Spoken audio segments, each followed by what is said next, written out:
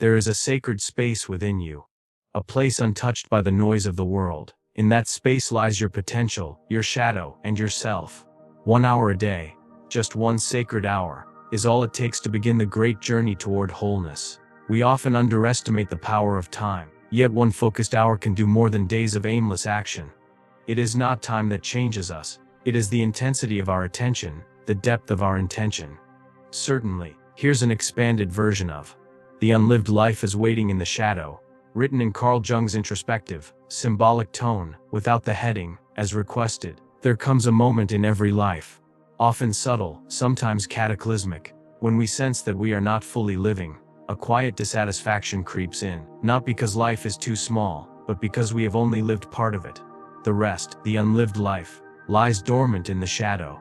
The shadow is not evil, it is merely the unknown, the repressed, the forgotten parts of ourselves that we were too afraid, too conditioned, or too distracted to face. Everything we have denied about ourselves, our dreams we abandoned, the talents we buried, the anger we silenced, the desires we disowned. These form the tapestry of the shadow.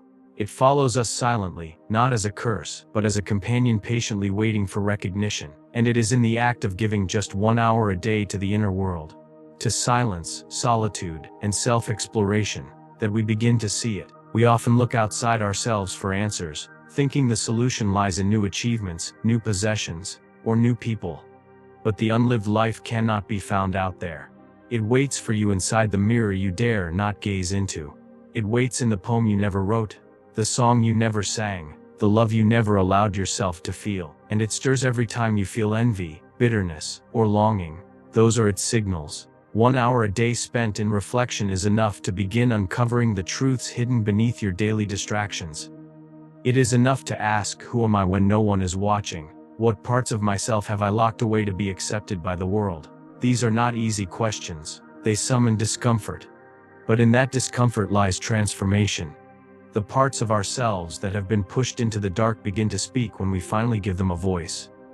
We begin to feel more whole, not because we have become someone else, but because we have reclaimed what was already ours.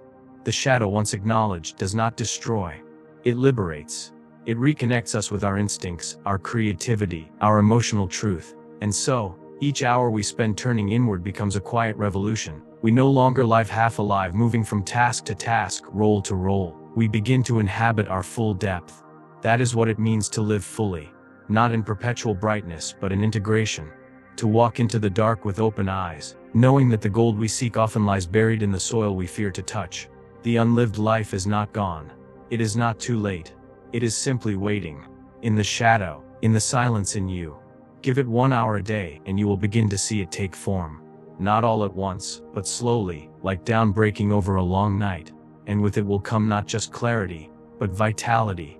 The feeling that you are finally, truly alive. Would you like similarly expanded versions for the other keynotes too? Of course. Here is a more expansive version of Discipline is the Bridge to the Self, in Carl Jung's contemplative and symbolic tone, without the heading, as requested. Discipline is often misunderstood in our modern world.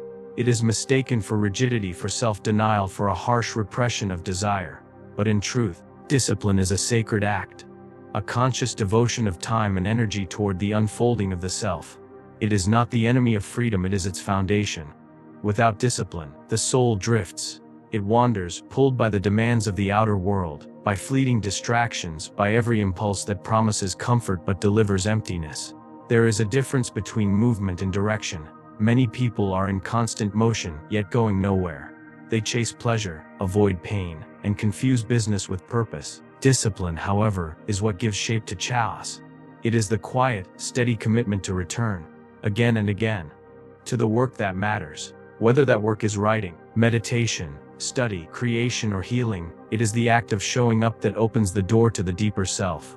When you devote even 1 hour a day to focused, intentional practice, you begin to create a container, a vessel for transformation. In alchemy, the vessel was essential. Without it, no transmutation could occur. The psyche is no different. It needs structure, repetition, and rhythm in order to evolve. Discipline is that vessel.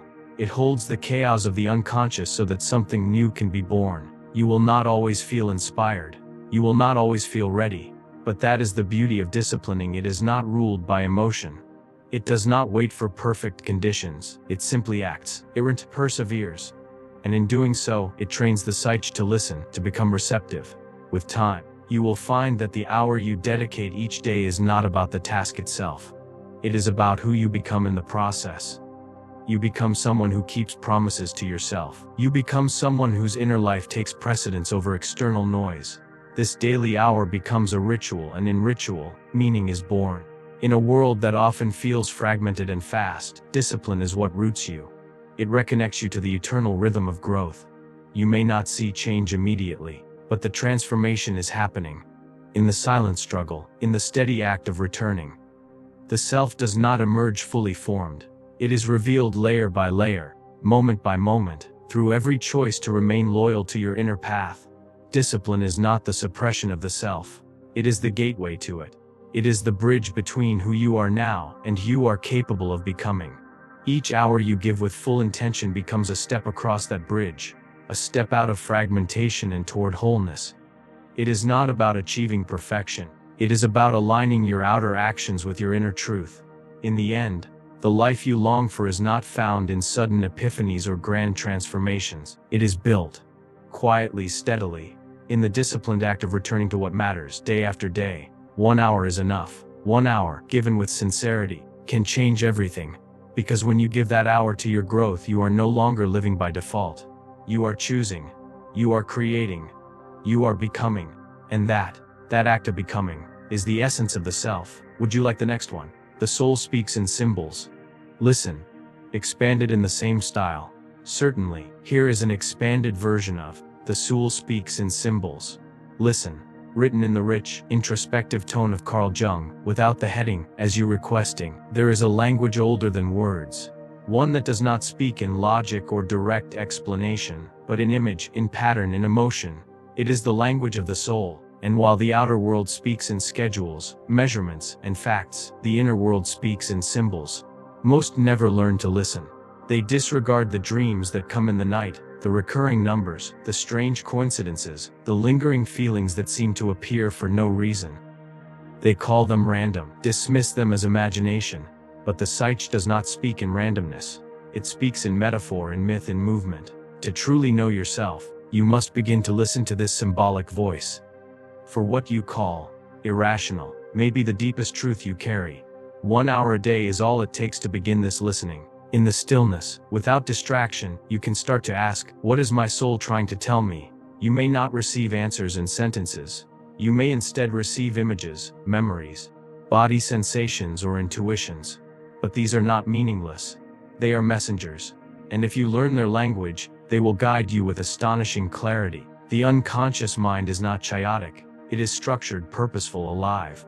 It stores everything you have forgotten, every emotional imprint, every possibility you never dared to claim. But it does not reveal these truths through rational thinking. It reveals them through dreams, through fantasies, through the symbols that arise unbidden in your art, your writing, your longing.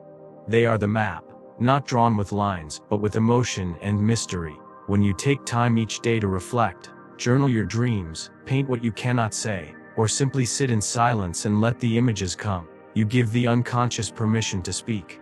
And when it speaks, it heals, it integrates, it connects. That strange animal in your dream, it is not random. It may be your instinct, neglected and wild. That childhood home you keep revisiting in your imagination. It may be calling you back to something essential, a part of you left behind in the rush to become an adult. Symbols, when honored, become sacred. They are keys to inner doors that logic cannot unlock. And as you begin to work with them, not dissect them, but feel them, you'll notice changes. A new calmness, a sense of meaning where there used to be confusion. The mind becomes less rigid. The heart becomes more open. You stop looking outside for validation and begin turning inward for guidance. This is not regression. It is return. A return to the language of your own depths. For the ego is only the surface, the tip of the iceberg. Beneath it lies a vast ocean of knowledge. Not factual, but symbolic, emotional, archetypal. And it is in this ocean that the soul swims. If you listen long enough, you may begin to recognize recurring patterns in your life.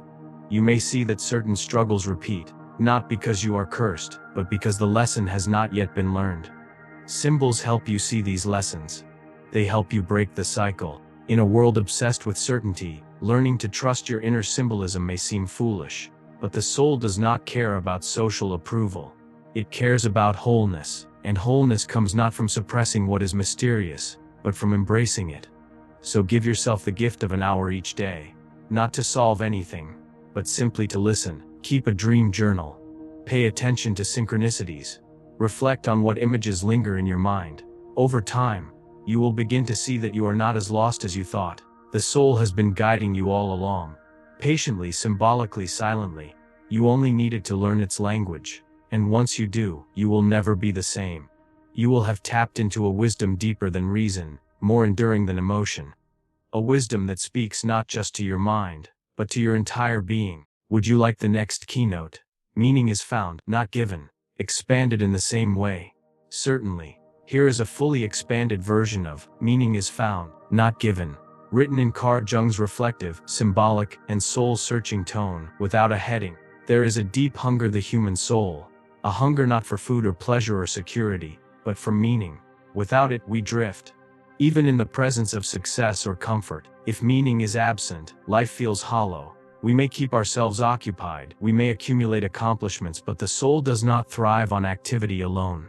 It longs to matter, and yet, meaning is not something the world hands us. It is not given like a reward. It is discovered, unearthed, forged in the depths of inner experience. This is why one sacred hour a day can change everything, because in that hour you cease to simply react to the world, and instead begin to reflect. And in reflection, you begin to see that your life is not a series of random events, but a story. One that is rich with symbols, turning points, and hidden threads. The problem is, we rarely stop long enough to notice them. We chase meaning in external roles and titles, in relationships, in status. But these are only containers. The content, the inner significance, must come from you. Meaning arises when we engage with life consciously. It is born when we stop asking, "What do I want from life?" and start asking, "What is life asking of me?" In that subtle shift, the ego surrenders its grasp, and the self begins to speak. You realize that suffering you've endured, the losses, the failures, the longings, none of it was wasted. Each piece carried a message, a lesson, a calling. But only when you stop to listen can you begin to see how it all fits together. You do not need to know the full purpose of your life all at once. Meaning is rarely delivered in full. It is revealed in fragments, a feeling, an intuition, a moment of resonance when something clicks in your soul. Perhaps it's during a walk in nature, perhaps while reading a book, perhaps during a quiet moment of reflection when an old memory returns, not to haunt you, but to teach you. These moments are not accidents. They are glimpses of the deeper order at work beneath the chaos of the everyday. And so, the invitation is simple, yet profound. Spend 1 hour a day in pursuit of what stirs your soul. Read not just to gain knowledge, but to nourish your inner world. Write not to impress, but to uncover your truth. Sit in silence, not to escape, but to hear the whisper beneath the noise. It is in these seemingly small acts that meaning begins to emerge. You cannot force meaning. You can only prepare a space for it, and remain open.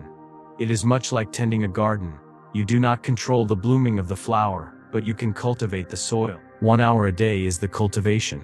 It is the act of saying, my inner life matters, my experience has value, I am willing to listen. And in that willingness, meaning arises, slowly, mysteriously, and often when you least expect it. The modern world may tell you that meaning comes from external success, from doing more, from being more visible. But the soul knows better. It knows that meaning is deeply personal. What moves you may not move another.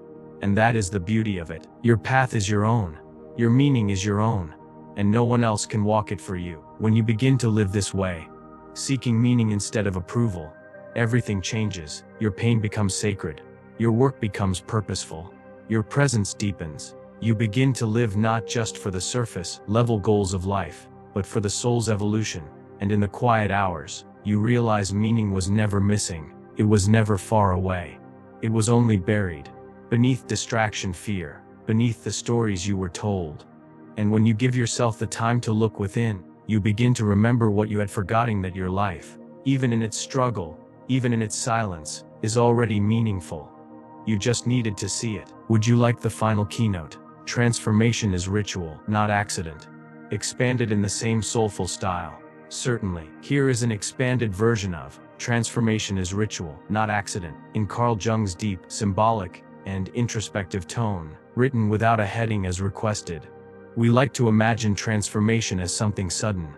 A lightning strike, an epiphany, a grand moment that shatters the old and brings forth the new. But that is rarely how the soul unfolds. True transformation does not arrive as accident or miracle. It is cultivated. It is ritual. And like all sacred things, it demands time, presence, and reverence. The psyche, like nature, does not rush. It moves in seasons, in rhythms, in slow spirals that circle back again and again to what still needs healing. The ego craves speed and certainty, but the soul is not concerned with either. It seeks depth, not height. It is not interested in appearances but in wholeness, and wholeness is not something you stumble upon. It is something you shape, hour by hour, choice by choice, ritual by ritual. To give 1 hour each day to your inner life is not a small thing. It is an offering, a sacred act. In that hour you are saying to yourself, I am willing to return. I am willing to face what I have avoided. I am willing to begin again. And in that willingness, the ritual begins. Whether it is writing, walking, meditating, reading, or simply sitting in stillness. The form does not matter as much as the intention. What matters is that you show up. That you come not to perform, but to transform. Transformation is not something that happens to you. It is something that happens through you. It requires your participation. It asks for your devotion. It asks you to leave behind the familiar. Not all at once, but slowly, as you realize it no longer serves the truth of who you are becoming. And this process, though quiet, is revolutionary. Because it is in these daily rituals that your unconscious begins to feel safe. It begins to reveal what has been hidden. It begins to integrate what has been split. We live in a culture that worships the extraordinary. But the soul finds the sacred in the ordinary. In the cup of tea made with intention. In the page of a journal where the truth is finally named. In the breath that returns you to the body. These are not distractions from transformation. They are the transformation. The daily rituals done with presence slowly dissolve the false layers. They strip away what is performative and return you to what is essential. In ancient times, rites of passage marked every threshold. Birth, adolescence, marriage, death. These rituals gave the soul time to catch up with the change. But in modern life, we move from one phase to another without pause, without meaning, without integration.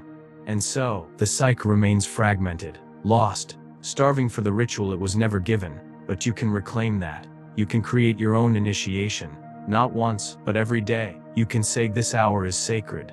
This hour is for becoming. And in that act you return to the timeless truth that change without ritual is just disruption. But change with ritual becomes transformation.